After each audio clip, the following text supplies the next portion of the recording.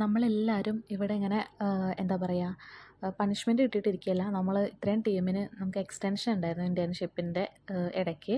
അപ്പം ആക്ച്വലി നമ്മുടെ ഇൻറ്റേൺഷിപ്പ് എല്ലാം കംപ്ലീറ്റ് ആയി. നമുക്ക് കുറച്ച് നാളും കൂടെ ഒരു എക്സ്റ്റൻഷൻ ചെയ്യാനുണ്ട്. അപ്പം ഞാനൊക്കെ 2 മാസം ലീവ് എടുത്തിട്ടുണ്ടായിരുന്നു. എന്തെങ്കിലും ആരോഗ്യപരമായിട്ടോ അല്ലെങ്കിൽ നമുക്ക് വീട്ടിലെന്തെങ്കിലുമൊക്കെ ഇഷ്യൂസൊക്കെ വരുമ്പോൾ നമ്മളങ്ങനെ ലീവ് എടുക്കേണ്ടതാണ്. അപ്പം നമ്മളിങ്ങനെ സെപ്പറേറ്റ് ആയിട്ട് അതിനുള്ള ലെറ്റർ കൊടുക്കാൻ വേണ്ടിയിട്ട് പുറത്തിങ്ങനെ ഇരിക്കുകയാണ്. അപ്പം ഞങ്ങളെല്ലാവരും ഇങ്ങനെ ആദ്യം നമ്മളെല്ലാവരും കൂടെ ഒരൊറ്റ ലെറ്ററാക്കി എഴുതി. അപ്പോഴാണ് സൂപ്രണ്ട് പറഞ്ഞത്, ഇങ്ങനെ ചെയ്താലൊന്നും നിങ്ങളെ എക്സ്റ്റൻഷന് കയറ്റില്ല, ഇവിടെ തന്നെ നിൽക്കേണ്ടി വരും. അത് കാരണം നിങ്ങളെന്ത് ചെയ്യണം, സെപ്പറേറ്റായിട്ട് എക്സ്റ്റൻഷൻ ലെറ്ററൊക്കെ എഴുതിയിട്ട് ഓഫീസിൽ കൊടുക്കണം എന്നൊക്കെ പറഞ്ഞു.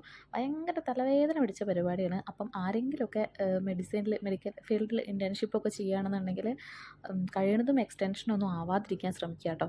കാരണം അങ്ങനെയൊക്കെ ചെയ്തിട്ടുണ്ടെങ്കിൽ ഇതുപോലെ കഷ്ടപ്പെടേണ്ടി വരും.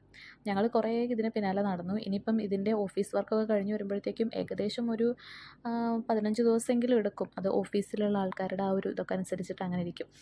ഇതാണ് നമ്മുടെ മലേഷ്യയിൽ നിന്നുള്ള മെലീസ. ആൾക്ക് കുറച്ചൊക്കെ മലയാളം അറിയാം. അടിപൊളിയാട്ടോ. എന്നിട്ട് നമ്മൾ പിന്നെ എല്ലാവരും കൂടെ കൂടിയിട്ട് ഓഫീസിലേക്ക് പോയി.